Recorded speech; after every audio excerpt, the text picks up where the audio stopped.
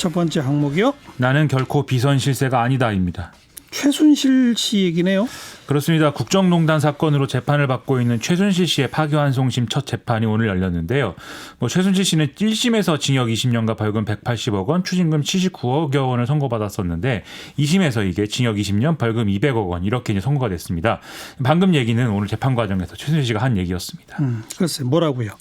일단 이제 자신이 비선실세가 아니다 이렇게 하면서 수백억 원대의 은닉 재산이나 페이퍼 컴퍼니와 관련된 보도 이런 것들은 가짜 뉴스에 불과하다 이렇게 주장을 했습니다.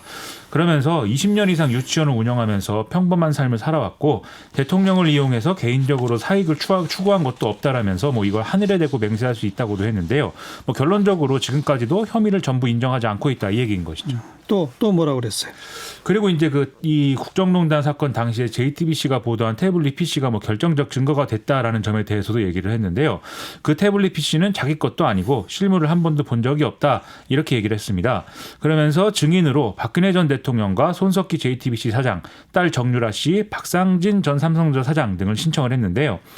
최순실 씨는 또 뇌물로 판단된 말 3마리를 삼성에 사실상 반환했기 때문에 감형을 해줘야 된다 이렇게 주장하는 한편 자신에게 말 구입비를 추징을 하는 것은 부당하다 이런 취지의 주장도 했습니다. 네, 아까 박근혜 전 대통령까지 증인으로 신청했다고요? 그렇습니다. 그 신청하면 채택이 되나요? 어떻게 되나요?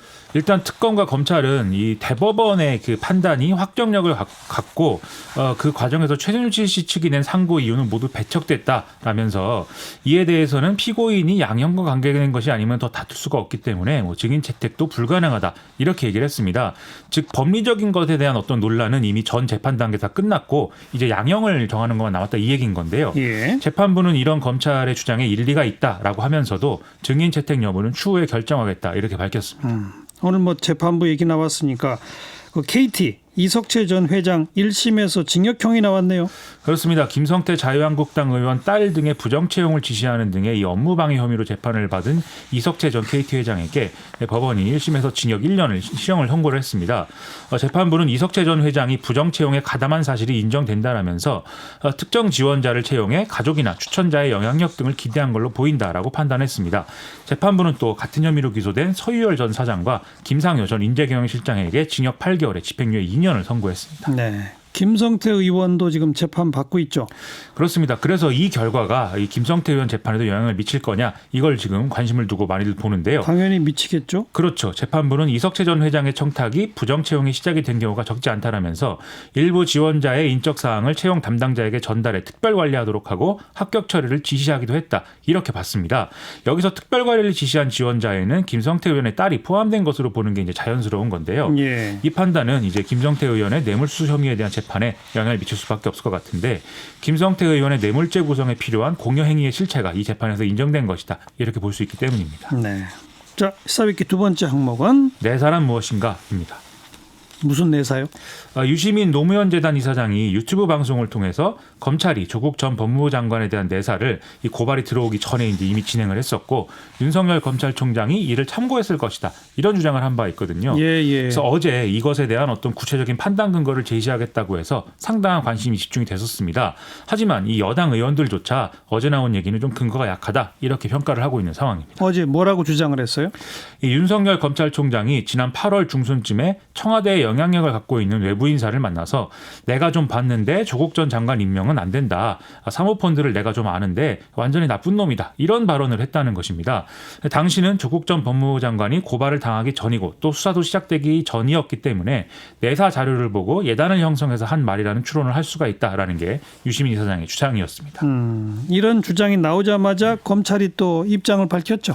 그렇습니다. 이 방송이 나간 직후에 대검찰청은 유시민 이사장이 근거 없는 추측성 주장만 반복했고 기존 주장에 대한 합리적 근거를 전혀 제시하지 못했다면서 공직자의 정당한 공무수행을 비방하는 것에 대해서 유감을 표한다. 이런 입장을 밝혔습니다. 그리고 조금 아까 김민아 기자가 여당 의원들조차 근거가 약하다고 평가했다? 누가 어떤 말을 했어요? 이 박용진 의원의 경우에 오늘 이제 CBS 라디오 김현정의 뉴스쇼에 출연을 해서 유시민 이사장의 주장은 근거가 약해서 이게 결국 무의미한 논쟁이 될 수가 있다라면서 공익에 도움이 되는 논쟁인지 우려가 된다 이렇게 얘기를 했고요.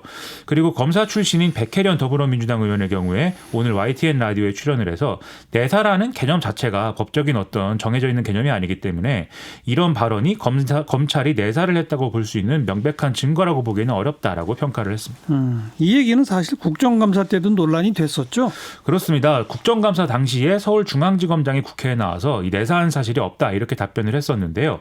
그러면서 사무실에서 신문을 보는 게 내사는 아니지 않느냐 이렇게 반문을 하기도 했습니다. 앞서 백혜련 의원은 이 라디오 방송에서 검찰 내에서 뭐 탐문을 하거나 내부 기획회의를 진행하는 것도 내사로 볼 수도 있겠지만 그건 이제 밖에서는 뭐 확인할 수 없는 부분이다라고 얘기를 하기도 했는데요.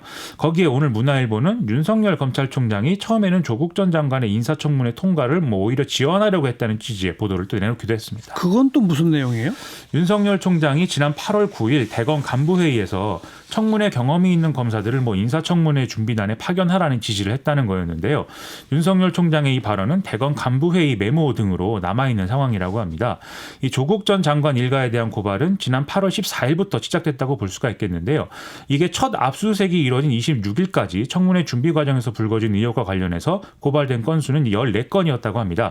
그러면 이제 이 14일부터는 내사를 하는 게 아니라 정식 수사 단계로 간 것으로 봐야 되기 때문에 결론적으로는 조국 전 장관 문제와 관련해서 검찰이 내사를 따로 진행한 것은 없다고 봐야 된다라는 게 문화일보가 취재한 검찰의 입장입니다. 윤석열 총장 발언 시점이 8월 중순이라고 했는데 그때는 조국 전 장관 사모펀드 의혹 관련 보도가 없었나요?